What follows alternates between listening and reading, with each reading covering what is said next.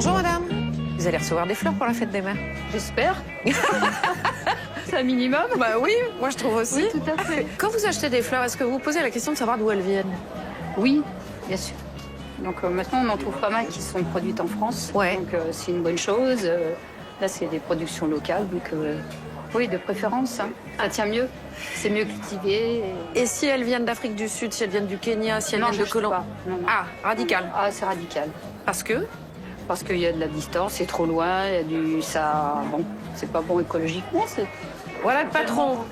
Voilà le patron, c'est lui, hein? Madame est en train de dire que du bien de vous. Ouais, c'est pas étonnant. Non, mais je veux dire, c'est une bonne cliente surtout, Oui. avant tout, et donc voilà. Je demandais à madame si c'était important pour elle d'acheter des fleurs qui n'avaient pas traversé le monde entier, en fait. Et elle me dit oui, et c'est pour ça que je viens. Ouais. Donc je vous pose la question. Eh ben, nous, on travaille avec des producteurs qui sont à moins de 100 km d'ici. C'est un choix commercial et qualitatif, et etc. En vous disant, c'est pas possible. En vous disant, les plantes qui viennent de Hollande, c'est de la merde. Parce que les plantes, elles sont poussées hors sol, à la lumière artificielle, aux engrais. Ils ont un système racinaire qui est microscopique et qui ne tiennent pas dans des pots. Ça veut dire que la plante, elle canne, elle est même morte avant qu'on la vende. Donc achetons, bah oui, achetons des plantes qui viennent de la région parisienne, de Bernay, à 100 km d'ici. D'accord, et il y en a. Plein. Vous êtes sûr qu'au final, c'est vous qui avez raison? Ouais, mais je serai jamais riche. Et je suis très heureux de ne pas être riche. Mais d'avoir une éthique. Eh ben merci. Merci. Et alors ça sent trop bon. Hein. Ouais, ça sent bon. Hein. Moi, la sauge, à chaque fois, je tombe dedans. Ouais. Ce soir, dans Envoyé spécial, on tentera aussi une expérience, se passer au maximum de plastique. Et vous allez voir que ça n'est pas évident parce qu'il y en a partout. 175 pays sont réunis cette semaine à Paris pour lutter contre ce fléau. Et puis on ira en Corée du Sud où les enfants abandonnés se comptent par centaines de milliers. Ils sont déposés dans des boîtes à bébés et certains d'entre eux cherchent encore leurs parents biologiques des années plus tard. Facile de trouver des fleurs 100% made in France, il y en aurait moins de 10% chez nos fleuristes. Alors nos deux journalistes, Alice Gauvin et Élodie Delevoye, sont allées cueillir des œillets, des pivoines, des roses.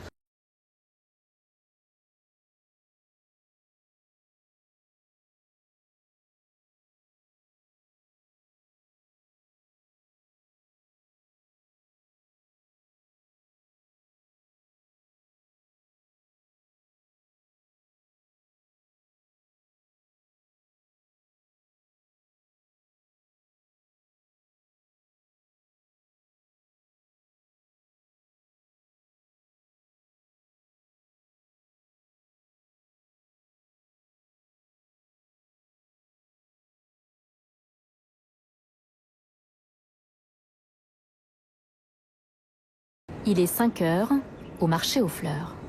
Hyères, le cœur historique de la production française. Ils sont encore 400 horticulteurs dans un rayon de moins de 25 km.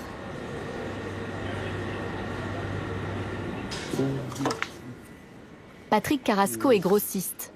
Il achète ici depuis 1989. À lui seul, 3,5 millions de fleurs en moyenne chaque année. L'enjeu actuel, c'est le pivoine. On a 130 hectares plantés dans le Var. On est les premiers en Europe à en avoir. Donc il y a un engouement terrible sur ce produit pendant 2 mois. Il y a plusieurs variétés, plusieurs couleurs. Il y a plein de producteurs qui travaillent pareil. Donc nous, on repère un petit peu. Je dis, celui-là me plaît. Quand j'ai ma sur cadran, j'ai essayé de ne pas le louper.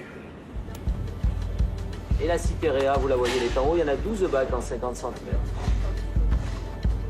Il en reste 9. De la Jules 60 cm de Rousset, il y en a 24. Suivant. Le cadran, c'est un marché aux enchères bien spécifique. Celui de Hyères est le premier lieu de mise en vente des fleurs coupées en France. Il s'y échange 100 millions de tiges chaque année. Sarah 70. Ici, les enchères sont descendantes. Sur chacun des 3 cadrans, le prix à la tige baisse jusqu'à ce qu'un acheteur emporte la mise en appuyant sur le clavier juste devant lui. Il a 50. La difficulté, c'est d'acheter les 3 cadrans en même temps. Parce qu'un 3 produits nous intéresse, il faut qu'on ait l'œil sur les 3 et pas se tromper. Tous les jours, c'est une bourse qui est différente. Moi, j'ai quand même assez d'expérience dans le métier, mais je m'en vais 3 jours en vacances. Je suis perdu pendant une demi-heure. Voilà, donc il faut que je me réhabitue à racheter. Ça va très vite. Ça va très vite, ouais.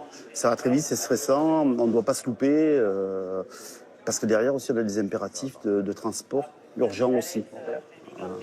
On est dans l'hyper-périssable, donc on est obligé d'aller très vite. Voilà. Ouais, c'est pas mal. On va voir le prix. Non, trop cher. Moi, j'ai lâché un peu les chats. J'ai lâché les Kansas. Hello. Je viens de faire 24 Sarah 70 à 0,72. 24 Sarah 70. Non, merci. À 0,72. Ok, merci Patrick. De rien. Je pense qu'on a bien fait d'acheter aujourd'hui. Alors, est-ce que vous avez réussi à avoir les pivoines que vous vouliez? Et on a mis un petit peu plus cher sur certains lots et il y avait d'autres lots, on voyait que ça ne se vendait pas trop. Et dans l'ensemble, on est satisfait de notre début de matinée. J'ai acheté un lot de Sarah Bernard, ma vendeuse l'a vendu en 5 minutes sur le marché hollandais. C'est un paradoxe. Alors qu'il reste peu de cultivateurs dans l'Hexagone, le plus gros bassin de production français exporte près de la moitié de ses fleurs d'exception, comme la pivoine. Patrick Carrasco, lui, travaille même à 80% à l'export. Tu m'as rajouté des giroflées? Petit bac de giroflées, t'as les statis en promo. Allez, super, merci. À l'étranger, il pourra revendre ses pivoines jusqu'à 2 fois le prix qu'il les a achetées. Bonjour. Donc aux États-Unis, si vous voulez, le process, c'est tout un carton en avion. Ça part de l'aéroport de Nice.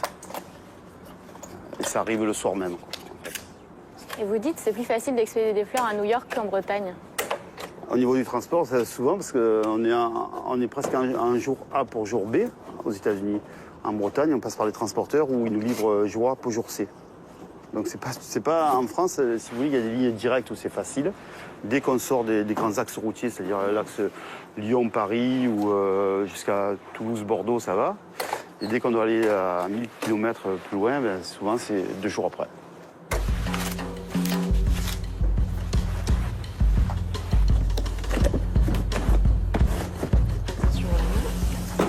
Bon, là, mon fils, il est en train de préparer les commandes pour New York.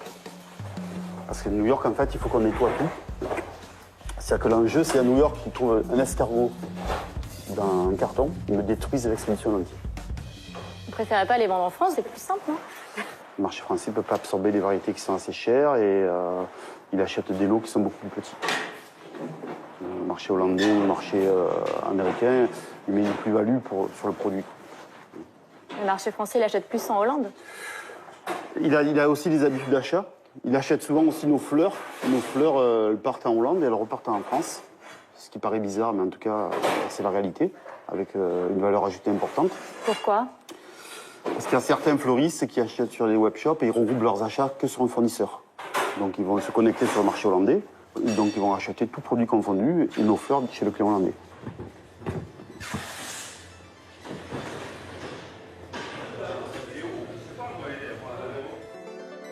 Le marché de la fleur est ultra mondialisé et sa capitale est aux Pays-Bas, à Aalsmeer.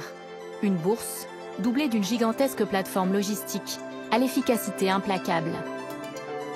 Ici transitent les fleurs hollandaises, bien sûr, produites en masse juste à côté. Mais surtout les fleurs du bout du monde, Kenya, Éthiopie, Équateur, Colombie. À peine arrivées, sitôt vendues, expédiées, partout en Europe. Cette organisation ultra rationalisée, au coût imbattable, a eu raison de la plupart des productions nationales. 9 fleurs sur 10 vendues aujourd'hui en France ont été importées.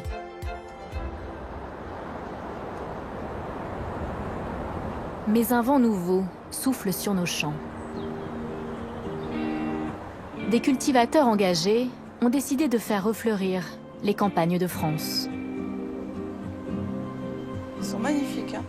Tu vois, il faut les cueillir au matin, hein, les œillets de poète, parce que j'ai remarqué tout. qu'ils étaient vachement plus beaux le matin. Tout, Guy. Ouais.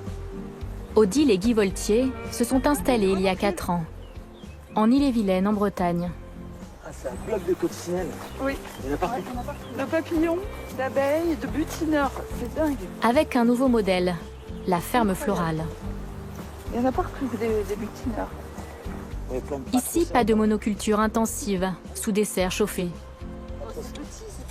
Mais sur des petites surfaces, des dizaines de variétés cultivées en plein champ. On fait différents essais sur différentes plantes qui sont plus ou moins fructueux. Donc on plante au fur et à mesure, puis quand ça marche bien, qu'on peut les mettre dans des bouquets, à composer des bouquets avec. On en cultive un peu plus l'année suivante. On cherche à sortir un peu des plantes forcément très classiques. Après la matinée au champ, Odile Voltier ouvre son atelier dans le village de Saint-Suliac. Campanule carillon. Ah ouais, ça c'est super. J'en ai très très peu. Regardez ce que j'ai cueilli. Ouais, mais c'est ça que je veux. Regardez ces petits trésors. Ce sont des fleurs d'ail. Enfin, ce sont des alliums, mais cultivés. Pas l'ail sauvage. Oh. Oh, oh, oh. Vous venez souvent acheter des fleurs ici? Toutes les semaines. Depuis 3 semaines. Nous sommes des abonnés. On préfère acheter des fleurs françaises déjà pour faire travailler les gens qui travaillent près de nous. Et puis ces fleurs-là sont exemptes d'intrants. Donc elles sont bio et respectueuses de la nature. C'est ça qui nous plaît aussi. 34, s'il vous plaît. Odile Voltier vend toute leur production en circuit court, dans des coopératives de la région, en direct sur les marchés le week-end. Elle prépare aussi de plus en plus de bottes pour des fleuristes locaux, qui redécouvrent des variétés oubliées, comme la julienne des dames. Nous sommes une petite ferme, hein. On est vraiment minuscule. Mais je suis convaincue que l'avenir passe par ça, par des petites exploitations qui vont rayonner dans un périmètre jusqu'à 100 km autour du lieu de production. Et c'est bien, et ça suffit. Moi, je suis honnête. Et vous avez réussi tout de suite à vous sortir un salaire ou c'était compliqué le début? Ah non. Et l'année dernière, on s'est sorti pas un salaire complet. Pas un salaire complet. Et on travaille comme des dingues. En fait, il faut faire énormément de volume pour que ça soit rentable. Hop, des clochettes. Pour faire vivre leur modèle, Odile et Guy Voltier ont rejoint le collectif de la fleur française. Une association créée par une agricultrice, Hélène Taquet, pour mettre en lien producteurs et fleuristes et promouvoir les fleurs hexagonales. Les fleurs d'importation sont beaucoup de fleurs extrêmement traitées, qui ont pris l'avion. Aujourd'hui, est-ce qu'on a encore envie d'avoir un bouquet de fleurs qui a traversé l'Atlantique? Je ne suis pas sûre. Je pense qu'on est vraiment à l'heure de la relocalisation, donc il faut aider à ça. Son idée, un annuaire, accessible en ligne. Donc en fait, il y a les producteurs et les producteurs fleuristes qui sont en vert et les fleuristes qui sont en rouge. C'est là où on voit qu'il y a vraiment des fleuristes et des producteurs partout en France. Hein. Et les grossistes qui sont en bleu. Comme vous pouvez le remarquer, il n'y en a pas beaucoup de grossistes qui sont très impliqués dans la fleur française. Mais bon, mais ça vient, ça vient. Ensuite, vous avez tout simplement l'ensemble des membres qui apparaissent comme ça. L'idée du collectif, c'était de relancer la production de fleurs coupées en France par la consommation. Je me suis dit, si on informe le consommateur des endroits où il pourrait acheter des fleurs françaises, ça créerait de la demande. Et quand il y a de la demande, ensuite, il faut avoir de l'offre. Donc je me suis dit, ça ferait venir l'installation de fermes florales. Et en fait, c'est ce qui se passe. Tiens. Bonjour Odile. Bonjour Hélène. Ça va bien? Très bien. Et toi, ça fait plaisir de te voir. Ça fait un moment qu'on ne s'est pas vu. Oui. Hélène Taquet fait le tour de France pour mieux connaître les membres du collectif. Mais oui, il faut que tu me fasses faire un petit tour, là, ça fait un moment. Et mettre en valeur leur travail. Il y a tellement de choses qui ont changé, là, depuis votre installation. Oui. Bah, tu vois, il y a de plus en plus de tunnels. Oui, je vois. Bon, tu vois, là, c'est la fin des anémones. Ah oui, ça a bien donné, non, cette année? Un printemps de folie. Les tulipes étaient extraordinaires aussi. Et les renoncules, tu vois, il n'y a plus rien. Ah oui. Chaque floriculteur a ses variétés, enfin ses espèces, ses variétés. Et puis il y a même une histoire de terroir. Les fleurs ne sont pas les mêmes suivant les régions. Tiens, si tu veux. Merci. Aujourd'hui, on sent un vrai regain, un renouveau. Même les écoles se tournent parce qu'elles ont beaucoup de demandes justement pour avoir des formations en fleurs coupées, puisque les formations en fleurs coupées dans les CFA, donc les centres de formation agricoles, ont été supprimées. Donc c'est très important en fait d'y revenir. On va aller cueillir un peu de benoîte pour les bouquets. Ouais, c'est lumineux ça. Il y a tout un dégradé de orange. Ah oui. T'en fais 30, j'en fais 30. Ok. À sa création en 2017, le collectif de la fleur française comptait 20 membres. Ils sont aujourd'hui 650. Là, en ce moment, j'ai presque une demande tous les 2 jours, tu vois, d'adhésion. De la part de ferme florale ou de Alors, fleuristes des deux. Et de ferme florale, je dirais 1 par semaine.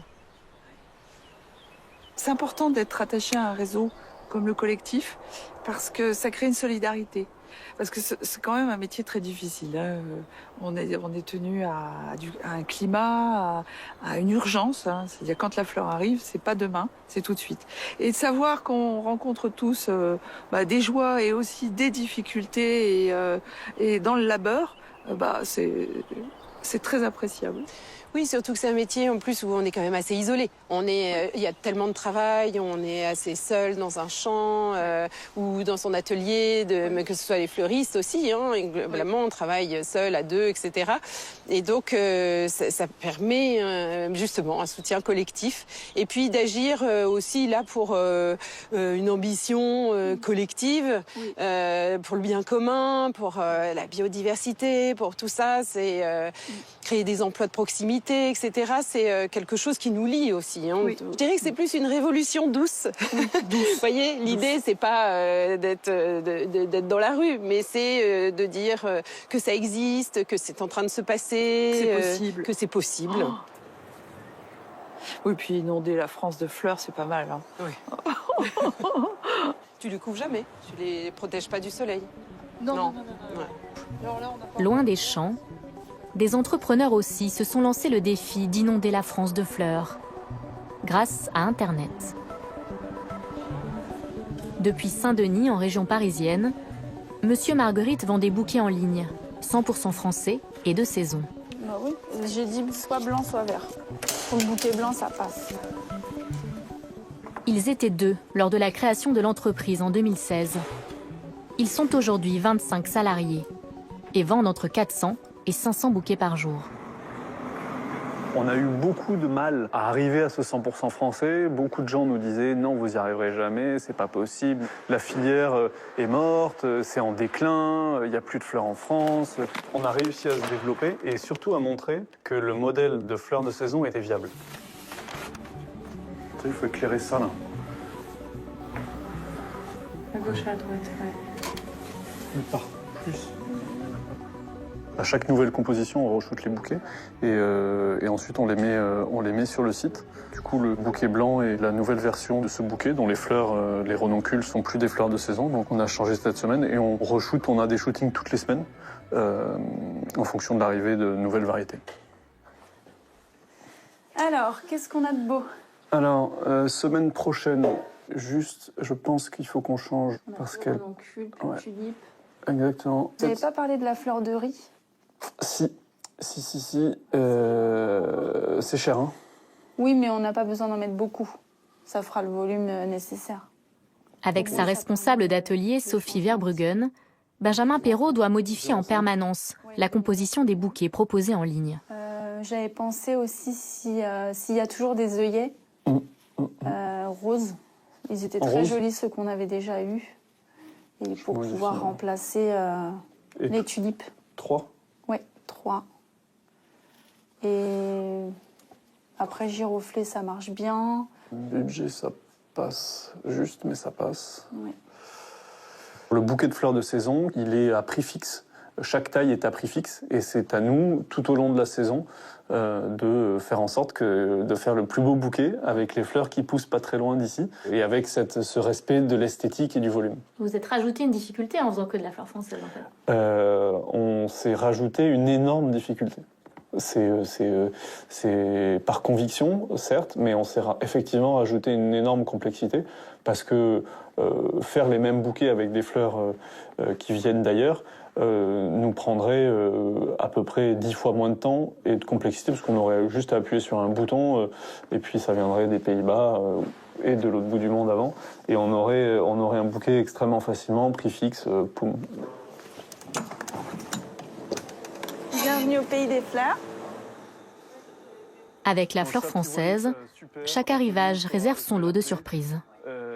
Le lavandin, c'était pas du tout prévu, ça? Non, on avait commandé du statis, mais visiblement, on a reçu du lavandin, mais qui est très beau. L'œillet de poète, il est vraiment beau. Ouais. Donc ça, c'est bien. Lavandin, je vais leur dire. Et comment ça se fait que vous ne receviez pas ce que vous avez commandé? Alors ça, ce sont les aléas de la production de saison. On avait commandé du statis, qui est cette fleur-là. Le problème, c'est que la production dans le Var est très faible et grandit, mais est encore faible. Et du coup, là, il nous en fallait une quantité significative. Et du coup, ils n'ont pas pu avoir tout l'approvisionnement. Donc plutôt que nous mettre moitié-moitié avec du lavandin, ils nous ont mis du lavandin. Ce sont les aléas de cette production qui n'est pas une production de masse. Et nous, derrière, et surtout Sophie et l'équipe, l'objectif, c'est de faire le plus beau bouquet avec ce qu'on a.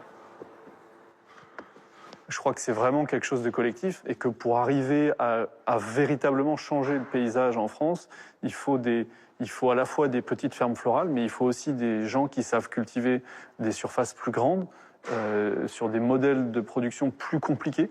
Et moi, j'ai évidemment envie que M. Marguerite grandisse, et toujours en respectant cette mission.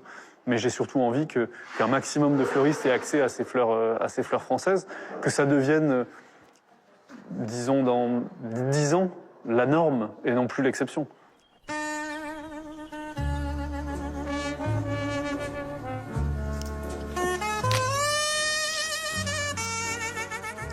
À l'Accro, dans le Var, Anthony Frémiot a décidé de prendre ce virage.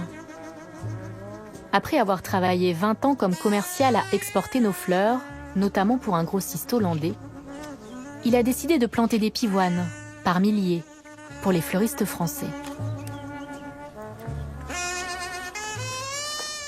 Qu'est-ce que vous cueillez ce matin? Une variété de pivoine qui s'appelle Alexander Fleming. Donc il y a un stade de cueil à respecter. Donc comme je vends aux fleuristes pour la plupart directement, donc je leur cueille à ces pompons. Ça, il y a beaucoup de confrères qui vont le cueillir parce qu'ils vont avoir un marché lié à l'export. Sur l'export, ils veulent la fleur beaucoup plus fermée. Moi, je vais cueillir une fleur voilà, qui est, quand on la touche, elle est molle comme un chamallow. Et donc là, on sait qu'elle va être bonne à cueillir. Moi, je ne vais pas prendre ça, je ne vais pas prendre ça, encore moins tout ça. Une fleur, elle doit être cueillie à maturité et pour donner la plénitude de ce qu'elle doit donner. Et ça garantit l'ouverture de la fleur. Parce qu'il y a des variétés, quand on va les cueillir trop fermées, jamais elles ouvriront. Anthony Frémiot cultive ses pivoines de manière éco-responsable. Vous ne traitez pas sur l'exploitation? Non. Bah, vous voyez, c'est un peu enherbé là un peu trop, mais c'est un choix. Au niveau mondial, la floriculture, c'est un secteur très polluant. Et aujourd'hui, les fleuristes, ils n'utilisent pas de gants, tout ça. Il y en a, et voilà, comme les producteurs, il y en a qui meurent de cancer liés aux produits qu'ils utilisent. Et comme je dis, moi, je le fais pas. Et vous voyez, je cueille, j'ai pas de gants. Voilà, mes fleurs, on peut les toucher sans gants, on n'attrapera pas de cancer. Voilà. Et ça, c'est important aussi. Sur une partie de sa parcelle, le producteur a aussi installé des panneaux photovoltaïques d'un nouveau genre, appelés des ombrières, et conçus comme leur nom l'indique, pour faire de l'ombre aux pivoines. C'est des panneaux qui sont amovibles. On va pouvoir ouvrir les panneaux ou les fermer en fonction des besoins de la plante, de ce que je vais décider aussi. Et donc, ça nous permet d'avoir ou de l'ombre ou du soleil à différentes périodes de l'année. Et on se rend compte aujourd'hui, notamment avec la sécheresse, qu'il faut diminuer aussi la consommation d'eau. Et avec les panneaux, j'ai économisé 30% d'eau.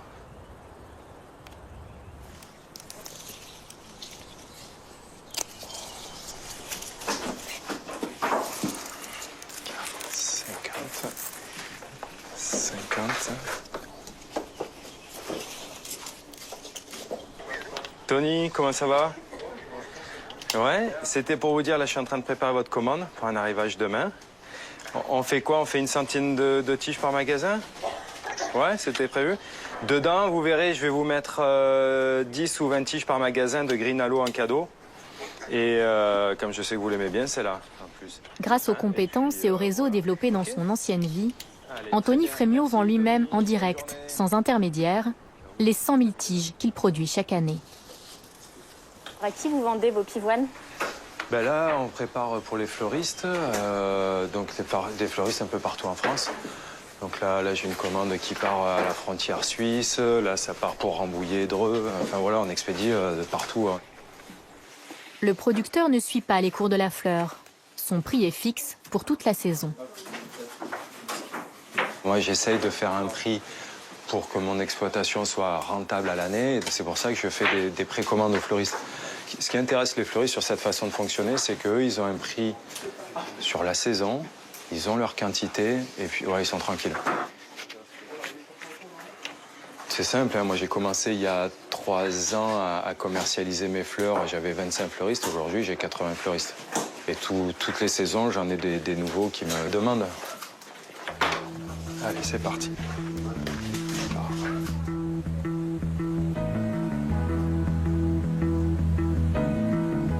Dans toutes les grandes villes de l'Hexagone, poussent des boutiques remplies de fleurs françaises. Elle en a mis ou pas Elle a mis, ouais, du rouge. Il est là. Ah oui, du rose.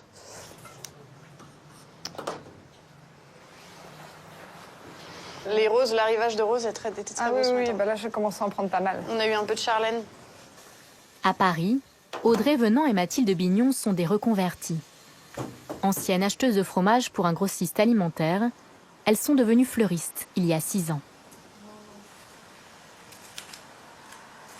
On essaie d'adopter un petit peu la même norme qu'on a sur les fruits et légumes pour favoriser la traçabilité. Donc on inscrit la variété, la provenance et le prix. Est-ce que c'est obligatoire, ça, la provenance? La provenance, non, c'est pas obligatoire. Il n'y a pas d'obligation de traçabilité sur les fleurs. Pour nous, c'est un vrai problème parce qu'aujourd'hui, il y a énormément d'imports sur les fleurs et c'est quelque chose dont tout le monde n'est pas conscient. Et je pense qu'ils changeraient leur façon de consommer si les clients le savaient. Alors, ceux-là, ils vont aller par ici. Il faut que ça se voit, hein, quand même. Je trouve que sur la fleur, ce qui est assez génial, c'est que c'est à peu près le seul produit où, quand on travaille en France, on travaille des produits plutôt moins chers et plutôt de meilleure qualité. D'habitude, on a toujours un des deux qui pêche. L'idée, c'est de les prendre en pleine saison. En fait, ce qui fait énormément le coût des fleurs d'import, ça va être le fait de chauffer et d'éclairer les serres, de devoir arroser, de devoir engraisser, alors que c'est pas forcément la saison de la fleur. Et quand on est en plein dans la saison de la fleur, il y a beaucoup de choses qui poussent toutes seules, qui sont pas extrêmement onéreuses. Donc, si on prend, par exemple, une rose, vous voyez, on les vend 3 €. Il y a beaucoup d'endroits dans lesquels la rose kenyane ou équatorienne, elle va coûter 4-5 €. Les fleuristes se fournissent en direct auprès des cultivateurs, quand ils ne livrent pas eux-mêmes. Voilà. Salut Félix. Félix, il est producteur sur le toit de l'hôpital Robert Debré et à Vitry. Voilà. C'est de la serrante? Serrante, ok. Ouais. Ouais. Ça attire les C'est beau. abeilles. Ouais, c'est tellement. Et puis ce C'est bleu joli. est dingo. Ouais. Trop bien. Eh ben merci beaucoup. Ça, c'est les fleurs qui viennent du plus près, j'imagine. C'est impossible de faire plus près, ouais. C'est ça. Ouais. Ultra local. Cueilli le matin et livré directement. Et dans la meilleure journée de livraison en plus. Mon pauvre. Tu veux un café ou sécher un peu là? Non, j'ai encore un livret quand il faut rester encore. Cool. Gentil. Merci, bon courage Félix. Ouais, salut, ciao.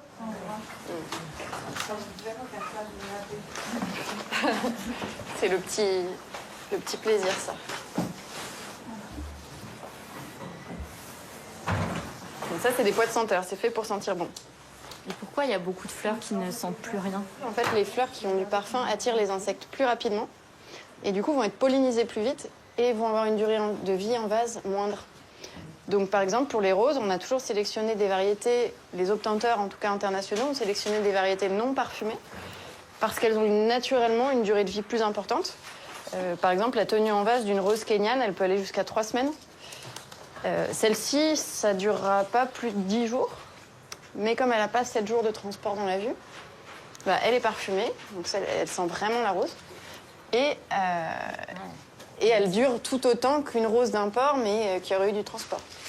Mais c'est la raison pour laquelle on ne peut acheter des roses parfumées qu'en local.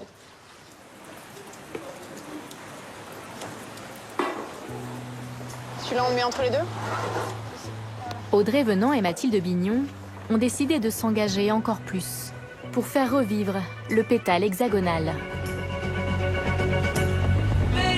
Et oui, donc j'ai commandé des géomes en 15 jours, c'est fou quoi, les orties avec le transport. Elles ont décidé d'expérimenter un nouveau modèle dans le bien nommé village de Sonchamp, dans les Yvelines. Je fais 1, 2, ouais, c'est ça. 2,50 m. Plus 2 mètres, ça fait 4,50 m. Ça fait pile poil 40 mètres carrés. Bah, ça serait pas mal, parce que là, en fait, c'est impossible. Trop d'arbres. Les fleuristes sont en train de s'associer avec une floricultrice, Massamy Lavaux, pour exploiter ensemble un terrain à l'abandon. Oh, il y a un tamaris, t'avais vu? Oui, énorme. Ça marche en fleurs coupées, ça? Je pense que ça sèche vite, mais on pourrait essayer. Ouais. Ce qui nous intéresse, c'est d'essayer de retrouver une association traditionnelle de fleurs et fruits, qui était vraiment une des caractéristiques des cultures en Île-de-France. Souvent, c'était des pommiers, des poiriers, des pivoines ou des roses en dessous. Et tout se nourrissait un petit peu, puisque les fruits, ceux qu'on récoltait pas, pourrissaient au sol, nourrissaient le sol. Ça permettait d'avoir un engrais naturel pour les plantes. On avait envie de retrouver cette histoire des fleurs et des fruits ensemble, ici à Sonchamp. Tu penses qu'on peut récupérer la carcasse? Non, en général, il faut tout refaire. Mais on va voir, hein, si elle est en bon état, on pourra. Quel sentiment vous éprouvez de faire revivre un endroit? C'est hyper beau de sentir qu'il y a un patrimoine à protéger. Et ça, je pense qu'on est beaucoup de notre génération à vouloir respecter ça. Là où on veut mettre le verger, c'est là où il y avait un verger. Là où on va mettre la pépinière, c'est là où il y avait une pépinière. Choups. Les associés choisiront ensemble les fleurs que Massamy Lavaux fera pousser. L'idée, c'est d'avoir accès à des variétés dont on rêve, mais qui ne sont pas cultivées aujourd'hui en France, ni dans le sud de la France, ni en Île-de-France. C'est aussi que tu te fasses un peu plaisir, quand même. La floricultrice, elle, n'aura plus à se soucier de la commercialisation de ses fleurs. Toute sa production sera vendue dans les boutiques de Mathilde Bignon. Pour moi, c'est le paradis de m'associer avec en plus, mes amis fleuristes parce que je me libère en fait de tout un poids et je vais pouvoir faire ce que j'aime, c'est-à-dire être au champ, tranquille dans les fleurs. Les premières graines seront semées à la fin de l'été et les premières fleurs éclosent au prochain printemps.